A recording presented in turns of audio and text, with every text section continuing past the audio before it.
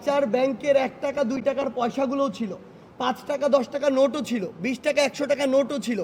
দেখা গিয়েছে যে 1 কোটি টাকা যদি একদিনে কালেক্ট হয়ে থাকে, সেইখান থেকে আমাদের এই জায়গায় প্রায় 2 বস্তা 3 বস্তা বা কার্টুনে এরকম টাকা ছিল। ইভেন কয়েনই 1 বস্তার মতো ছিল এরকম, যেগুলো কাউন্ট করা হয়নি, পরে শেষে গিয়ে কাউন্ট করা হয়েছে। তো এই যে টাকাগুলো, আমরা কেউ হলে থাকি, কেউ মেসে থাকি, কেউ হোস্টেলে থাকে, অথবা ইভেন যদি কেউ বাসাতেও থাকে, এই টাকাগুলো কেউ রাখার জন্য সিকিউর ফিল করবে না।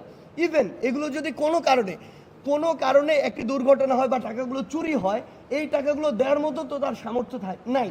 সেই জায়গা থেকে এটা সবচেয়ে সিকিউর ছিল যে ব্যাংকে রাখা, এই কারণে আমরা ব্যাংকে রেখেছি। কে ছিল? আমাদের একজন সমন্বয়ক লুৎফর সেখানে ছিল, আমাদের একজন সম্মানিত শিক্ষক উনি ছিলেন, এবং সাধারণ একজন শিক্ষার্থীর পক্ষ থেকে আরেকজন ছিলেন যার নাম ফরিদ।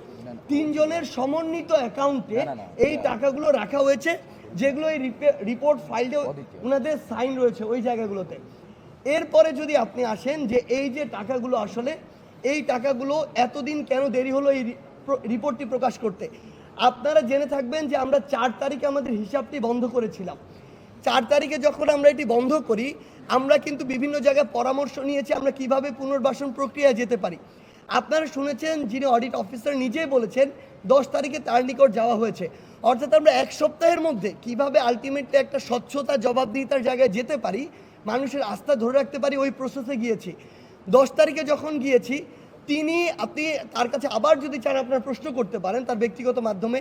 প্রত্যেকটি জায়গায়, কোনো একটি জায়গায় যদি 1 কেজি খেজুর কেনা হয়েছে, তার টিম সেখানে গিয়েছে ওই দোকানে, প্রত্যেকটি জায়গায় তৃতীয় পক্ষ হয়ে তিনি চেক করেছেন, এবং 10 তারিখ থেকে আজকে 1 তারিখ পর্যন্ত প্রায় 21 দিন সময় নিয়ে তিনি অডিটটি করেছেন।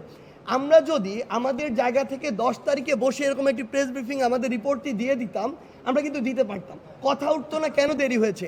কিন্তু এই যে স্বচ্ছতার জায়গাটি, জবাবদিহিতার জায়গা এবং দৃষ্টান্ত তৈরি করার জায়গায় আমরা এটিতে গিয়েছি, এবং এখানে আমাদের 20 দিন দেরি হয়েছে, এটা সত্য। আমরা এই সীমাবদ্ধতা স্বীকার করছি যে এই যে পুনর্বাসন প্রক্রিয়া, আমাদের অর্থটি সরাসরি কিছুদিন পরে গিয়ে যোগ হচ্ছে। হয়তো এটা চলতেছে, প্রসেস তো বন্ধ হয়নি। শেষ করি। হয়তো আমরা আজকে অফিসিয়ালি ঘোষণার মাধ্যমে কালকে টাকাটি হস্তান্তর করব।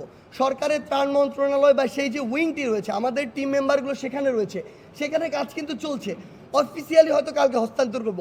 হয়তো আমি ধরে নিচ্ছি, আমি যদি এই অডিটটি না করতাম, কিছুদিন আগে করতে পারতাম, কিন্তু এই যে দৃষ্টান্তটি, স্বচ্ছতার জায়গাটি, আমাদের মনে হচ্ছে এটি কিছুদিন পরের চেয়ে অনেক বেশি গুরুত্বপূর্ণ ছিল। এটি আমাদের এই জায়গাটি ছিল। আরেকটি যে জায়গাটিতে আসলে কথা বলা হলো ও ভাইয়ের জায়গা থেকে, সেটি হচ্ছে, দেখেন, মানে আমরা কেউ কি কল্পনা করতে পারি যে 2,40,000 টাকার উপর শুধু আমাদের এখানে পয়সা ছিল, আমাদের গহনা ছিল। ইভেন এমন আমরা একটি চেকের ক্ষেত্রে দেখেছি, ওটি যখন আমরা ক্যাশ করতে গিয়েছি ওখানে টাকা ছিল না, এরকমই একটি ঘটনা ঘটেছে। সামগ্রিক বিষয়গুলো অডিট অফিসার যারা রয়েছে, জনগণ যখন তাদের জায়গা থেকে বিভিন্ন কথা বলছে, এটা তো আমরা চাপ ফিল করি মানসিকভাবে, কারণ আমরা তো জানি আমাদের জায়গায় এখানে 1 টাকা এদিক ওদিক হওয়ার কোনো সম্ভাবনা নেই। আমরা তাদেরকে চাপ প্রয়োগ করছি, কিন্তু তাদের কথা, প্রত্যেকটি টাকার ব্যাপারে কনভিন্স না হওয়া পর্যন্ত আমরা আমাদের রিপোর্টটি প্রকাশ করব না, এবং সর্বশেষ আমরা আমাদের জায়গা থেকে আজকে অফিসিয়ালিটি প্রকাশ করলাম।